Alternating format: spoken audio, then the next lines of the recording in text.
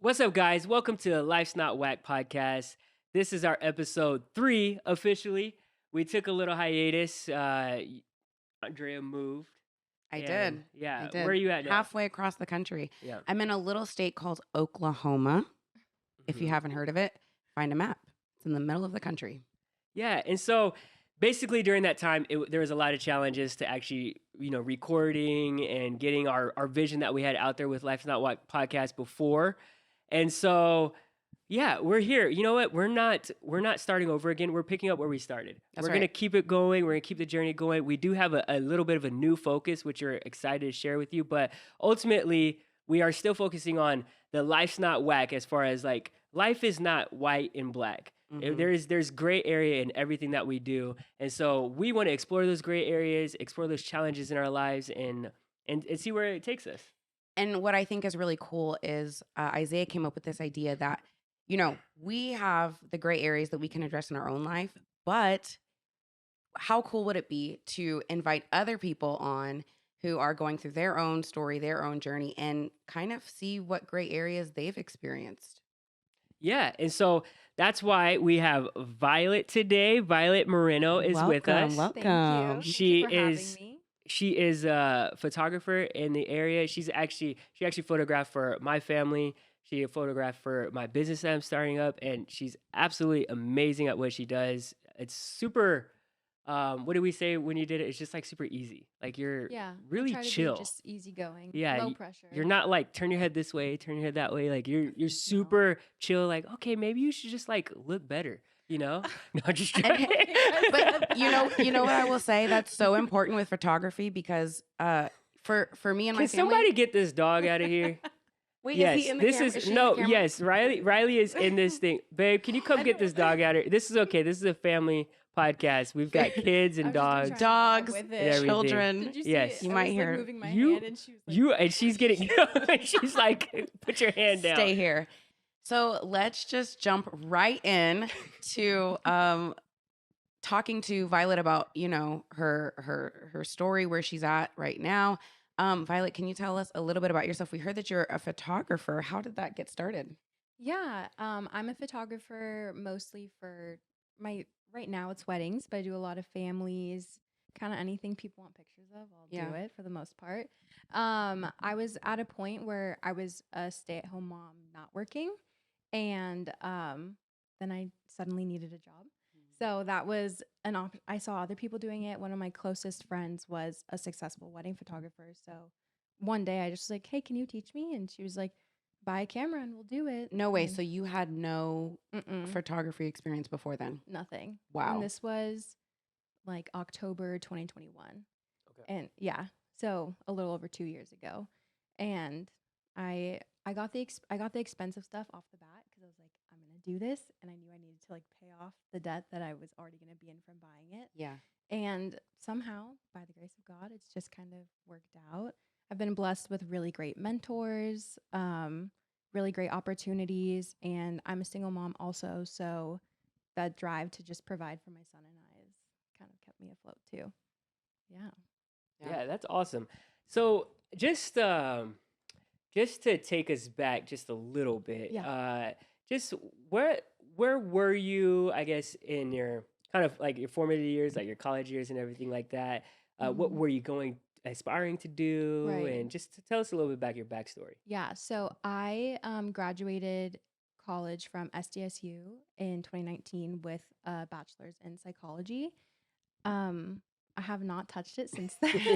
Hey, none of us have. Right. That's true, Yeah. that's true. So that was the goal. I think I thought that eventually I would go back and get my master's, and I had always since high school I'd wanted to do like marriage and family therapy. But pretty shortly after I graduated, I got married and had a baby. So I was just working or not Mhm. working. I was just at home. Okay. So, Yeah. And it's yeah. not just because, Yes. I have a Yes. similar story Right. Mhm. where I also went to college, Mm-hmm. got married, had a child, and quit my job Right. working in the news, television news. So I'm curious because I've also tried to start kind of like freelancing and do my own business. Mm-hmm. What motivated you to not just freelance photography, but Right. make it an entire business? Um, I kind of just felt like I didn't have another option. I needed to do something that was going to allow me to stay home with my son still. Mhm. And that's just what made sense. I thought I was just going to kind of be doing it on the side and just getting by, but the bookings kept coming in. Wow. And so now it's turned into a full-time job that I get to do at home still too. How long would you say it took you to go from starting and learning? You said you messaged your friend, hey, I Mm-hmm. want to learn. Right. What was that learning process look like? So I think I actually started learning in October 2021. And then by that December, I had started taking on actual clients on my Wow. own. And my work from then does look a lot different than it Yeah. does But you were right still now. booking clients, like you said. I was booking clients. And I mean, it was pretty cheap. I just was trying to build my portfolio. Yeah. And during that like learning period with my mentor too, she set up styled shoots for me so that I could have work to show people. And then she was shooting weddings, so I would just tag along with her. And yeah, but I think it probably took me at least almost a year before I was like, okay, we're really in this. We're busy. We're making a little bit of money. And I was able to, my goal was to be able to pay off all of the equipment that I had to buy within 12 months, which I was able to do.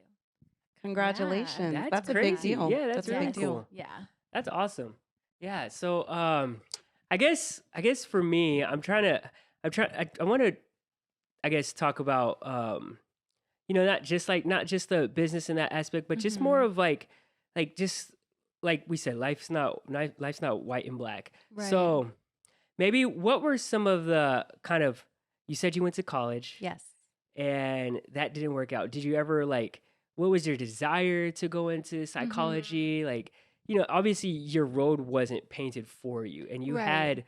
you had an idea of where you wanted to go and it just didn't seem like it was working out. Like kind of what was that like for you? Yeah, so I wanted to do psychology just because I thought it was interesting. And then as I got older, I felt more and more passionate about the family and marriages and all that. So that's kind of where I thought I was headed. Like marriage counseling kind of Yeah, psychology? but I was just Okay. passionate about it in general. I've always Okay. wanted to be a mom. I wanted to be a Okay. wife, have the home. So focusing my psychology that way made sense at the time. Um, and I never really decided I wasn't going back to school. I just kind of started not going back to school once I graduated. Oh, okay. Right. So I was working in real estate actually for a little Oh, bit. I wasn't okay. an agent, but I was working in like the like asset management and house flippers and stuff like Mhm. that. Yeah. And that I don't know, that's kind of where I left off. That's the job I quit from Yeah. when I had Leo. And did you ever feel like you had that entrepreneurial spirit before you got into this? Okay, so this is Mhm. all brand new for you. Yes. Starting in 2021. Right. Yeah. I've never really, and not like in a sad way, but just I've never really felt like a leader, like super go getter. Like I just was doing the things I was supposed to be doing. But I had quit my job and was a stay at home mom, which meant I was at the time fully dependent on my son's dad. Mhm. And when we weren't going to work out anymore, I was like, holy moly, like I have Jeez. to do this. And Yeah. that was the scariest part, was just like I was gonna live with my dad. I still do. Super thankful and grateful. He Yeah. doesn't charge me rent and all of that. Yeah. But yeah, I just was like, okay, this is it. I'm gonna pick my one thing. I didn't want to do other little side things. I knew I wanted to be at home. I prayed on quitting my job for a very long time before, because I was pregnant and had intended to keep working after I had Leo. And I worked for 1 month after my maternity leave, and I was like, I can't do this. I was like, I gotta be home with, and I was home. I was working from home with him. I was like, I can't do this. So I knew I needed something that was gonna allow me to stay there with him too. Yeah. So I think it's interesting because, we can talk about, you go from relationship status change and, Mhm. job status change. And these things seem, if somebody were to post on LinkedIn, oh, now I'm open to work, right? Those Right. are, clear things, but not everyone knows the challenges that come with that. And like Right. we talk about the gray areas that come with that. there's a lot that has to change from being a stay-at-home mom to Yes. being a business owner Absolutely. mentally. Right. Yes, like there's a lot of disciplines that you have to work out, but a lot of it starts in your mind. Yes. I know from experience, and it's taken me a long time. Right. I have 4 kids, and I started pursuing my own business maybe 4 or 5 years ago. Okay. And so it's taken me a lot of time to figure out those just those mental hurdles. What are some of the businesses you're trying to start? Well, let's Not- let's stay focused. We'll get into that, but let's, Okay, so you trying to push me to the side? Is that what you're trying to do? I just want to ask her the question. I'm just joking. because it's very interesting because so what are some of those mental hurdles that you feel like you've had to overcome, if any, Right. in going from a stay-at-home mom to a business owner? Yeah, I struggled a lot with getting my own kind of job. I felt a lot of mom guilt, just like even just to be gone for an hour, that I had to Yeah. drop my son off somewhere. I felt a lot of guilt being away from him, which I still struggle with sometimes if I have to be gone longer. But that was the biggest thing in the beginning. And now what I struggle with is I had originally started photography thinking that I was going to have all this free time. And what you guys probably know, as like a small business owner, you work even more almost. Yeah. I feel like I'm always on the clock. It's like I have to intentionally like put my phone away, not answer a message, because it's like, this is business. Is it gonna and it's not like you have a set paycheck every 2 weeks. So when I get an Tell me about inquiry, it. right, when I get an inquiry, like I'm hopping on it. And even on my days off, I'm like, I have to get this, because Yeah. what if I don't book them? Or what if they want to book with me now, but like next month I'm not able to book things? So that definitely, it's been hard to balance trying to be present for that and also still be really present for my son too. Yeah. That's been really hard. I think I still work like 7 days a week for sure. Yeah. So Is that something new that you are experiencing? Well, yeah, and I was gonna say you say that you think we understand. Actually, we don't. That's why it's one of the reasons why you're here, because I actually just really want to learn from people that are already in that space of like being an entrepreneur. For most of you guys, we've talked about it in the past, but I was like saying how I'm on a journey. I couldn't really tell it what it was because I was still employed at that time, and I didn't want to get fired because I had a second baby. I think Jojo was Jojo born at the time? I think okay, Jojo wasn't even born, so I had a second baby on the way, and it was some God was stirring in my heart, and so I'm officially in real estate now, and starting my real estate journey, and I want to see where that could take me as far as like running businesses, running my own businesses, and so that's one of the reasons why I'm here learning, and I'm like, everything you just said right there, as far as like time management goes, is something that I know I'm gonna have to really work on fast. Because over the past few weeks, just having the kids, like Christina, my wife, has to work. She's the one that still has the job, the commitment to somebody else, and now I'm trying to figure out like how do I put systems in place and time block and everything like that. Because right now, your kids take over. They really do take over your life. And so I feel like I want to do certain things, but I can't because the kids are taking over. Right. And it's okay, but and then also the paycheck thing. This is my first Friday today Ew. not getting paid. And it's such a weird feeling. My first Friday in probably like 8-7 years, like that I don't have a paycheck and don't know where that next paycheck is gonna Right. come from. I have some things in the works, but it's like, oh shoot, this is real. Thankfully, God is good. We have reserves, and I was able to, take out some money from like 401k from my other job. But it's like I'm all in, and it's just scary. It's a scary journey. So I'm where you are. I'm where you were in 2021. I'm there Right. like right now.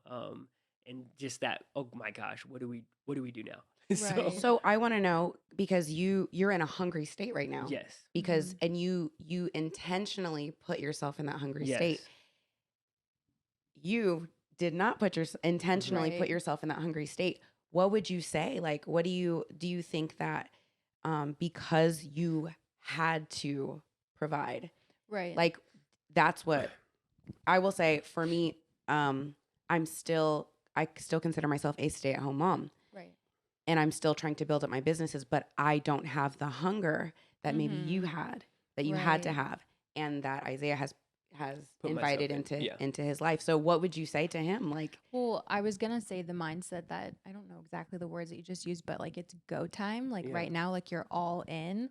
Having that mindset is the only way to do it. I Mhm. started off and I kind of was like, oh, like this will like hopefully just bring in a little extra something. Yeah. And now it's turned into everything. But for you to already have that mindset, like you can't do it any other way. You do have like a wife and kids and a home and all of those It's things. interesting. So being like fully committed to your goals and Mhm. your priorities and time management, Yep. that's everything. So okay, you mentioned because you mentioned you had mentors and stuff. I'm actually applying for coaching right now. I was shopping around for coaching. I think I found somebody that's gonna help Mhm. me get to where I ultimately want to go. That stuff is expensive. yes, I don't know if you had paid coaching or what, but Right. talk to me a little bit about the mentors in your life, what they Yeah. taught you, how they helped you grow, and in what areas, or this time Yeah, management. I've been super blessed by I have like two like main kind of mentors in the photography world. My first one, she was like a high school friend, and I know I did pay her, but she gave me a pretty good deal, and she helped me just learn my camera. She still will take me like on other really cool, like we went to Santa Cruz for a wedding, so other cool opportunities as well. So she really got the ball rolling for me. And then maybe not even a year into my photography career, I had won a giveaway with Mhm. another photographer for a mommy and me shoot. So it Oh, wasn't okay. for her to be those my giveaways are hard to win. So yes, and I Nice. didn't even enter it. Somebody else entered it. No like way. because it was for single Okay. moms. So someone That's so cool. yeah, someone entered me like on my behalf, Mhm. and she's ended up being local also. She's also a single mom and has two little girls, and she's become an awesome photography mentor and also like one of my best friends too. So I didn't have to pay her, but she does Yeah. teach me a lot, and That's awesome. yeah, she's pushed it a lot for me. That's so cool. have you been in something that I have struggled with is asking for help, Mm-hmm. and when resources are, you know, maybe not coming in, Right. but you need the resources to, like Isaiah was saying, coaching is expensive, and you know, Right. businesses, you have to kind of invest Yes. financially Yes. to get a financial reward. But what has that looked like, as far as like you said, you have a community and Right. you've built that community, but that's kind of vulnerable. It starts Yes. out pretty vulnerable Yes. to reach out and say, "Hey, I need you," even if it's for a phone call or Mm-hmm. for mentorship. What did that look like for you? So as far as those two girls that I was talking about, that mentorship, it's easy for me to call them because we're also friends. But even it's a business. So Mhm. when I'm hurting, if you suddenly see me like, oh, giveaway discount, whatever, it's because I need some work and I need to, Yeah. I'll do it for a discount. Yeah, But yeah, like yeah. you have to be strategic because people also don't want to book with Yeah. the person who might be struggling to book a client. Uh-huh. So it is hard. But for the most part, I have a really good community, and if I need help, I I don't know. I'm gonna call someone. I Yeah. don't care what Okay. time it is. I have people in my life who are gonna answer. So yeah, I've been super blessed in And that way. you mentioned something that's so key into business, and maybe you can help me out in this. Like, how have you resisted that urge to put a discount on your work? Because Mm, I feel like it's so easy if you have like right, price, right, what you're worth versus what people are willing to pay for. right. How have you dealt with that? How have you managed that? And I still struggle with that okay. a lot. I have so much imposter syndrome, or not anymore. I'm not claiming that, but I did used to really struggle with that. I was like, there's no way like people really want to book me, or I'll be like, Mhm. I'm still figuring out my style. But I have people that are messaging me like, I love your style. I love your Yeah. style. And I'm like, what is it? Will you please? Yeah, What am I right. selling here? I don't even know. But I honestly don't know. The photos just look good. Christina is like my wife. She knows styles and stuff. So Yeah. when I showed her like you to her, I was like, Mhm. hey, I feel like she will be really good. And then she's like, oh yeah, she's got good style. I'm like, Yeah. okay, whatever. I Yeah. just think the photos look good. Sure. Yeah. What was your main question right there? Just price. Price, right. Yeah. Okay, sorry, lost it. No, you're fine. Price, yeah. I feel like I was just going up in increments and I kind Okay. of was just pushing it a little bit. And the busier I got, like I'll have like April and May are insane for me. So I charge more because people are going to book me. Yeah. Good for you. And I'm tired and I'm busy Yeah. and it works. But I actually got to a point in August 2023 where I had someone for the very first time in my business tell me that they couldn't, I was just out of their budget. And it was another single mom. And so I took a step back. At that time, I was, this had to have actually been like July. I was super burnt out. I was booking way too many things, which is a good problem to have. Yeah. I was feeling less passionate about it though. And then I had that happen and I was like, whoa. I was like, I don't want to be unattainable though either. Like, could I afford to book a session with me? And so I ended up taking the entire month of August off and I like handed it to God and I was like, you got to figure this one out. Like I can't, I'm burnt out. Like I can't do it. And after lowering my prices just a little bit, I had so many inquiries that was the most money I've ever made in my business at all. Very So interesting. you kind of found a little sweet spot. Yeah. in that. I have some questions about that because I also I write. Okay. And so that's something that I have struggled with is the pricing. Would I be able to, and that's what I would ask myself, would I be able to pay for my services? Right. And the answer is no. However, there are children to feed and there are bills to pay. Right. And your time is valuable. Right. And so that's one aspect of it. But also I wonder if you charging what you're worth, what your time is worth, what I want to spend time with my kids, right? You want to spend time with your son. Yes. And that's valuable. There's a price tag attached to that. But what if you charging what you're worth to the mass allows you to give a really good discount to a single mom? 100%. That's a really good perspective. I feel like I struggle with that still. I just always want to be like, no, I got you. Like I'll hook you up or whatever. I always do that, but it just, I don't know. I do need, that's been one of my like resolutions for the year was to stop giving like the homie hookup, but yes. And what my producer's looking at me. He's like, he's like, he's like, dang, hey, we should have been talking about price. No, hey, keep your stuff real low. well, okay. So there's more to that because I don't know if culturally that's a thing. Okay. Because we are half African American, half white. Okay. You saying white people charge a lot? So who white people? Yeah. What I'm saying is in the Black community, it is like, oh, my friend has a business. Let me get you a free this. Gotcha.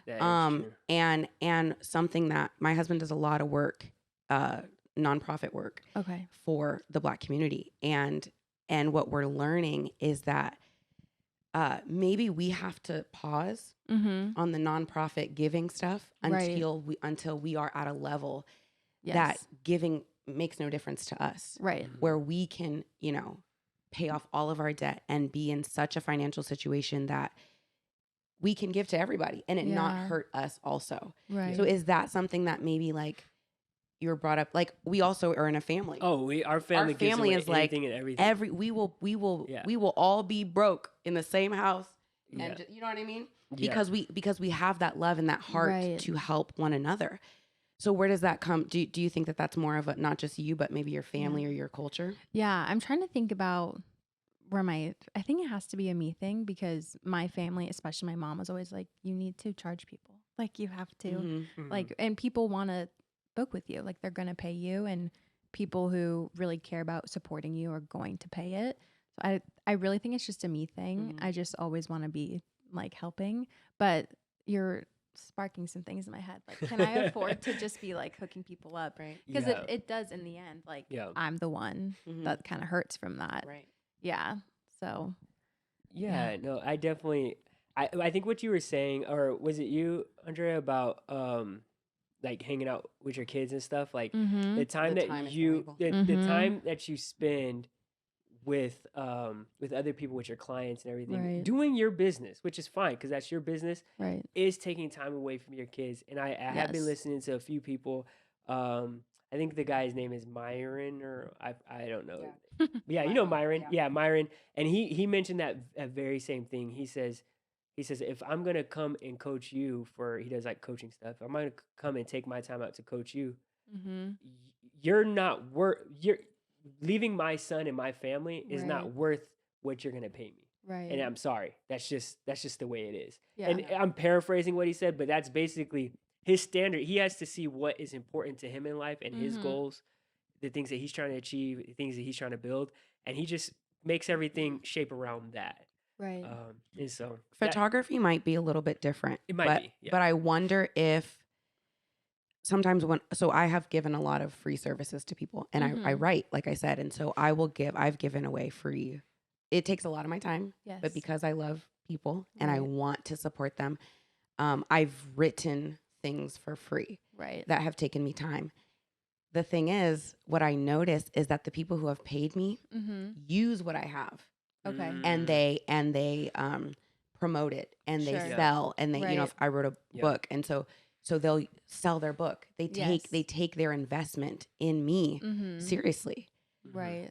But I've written for people and for free. Mm-hmm. And You talking about Mama's book? what?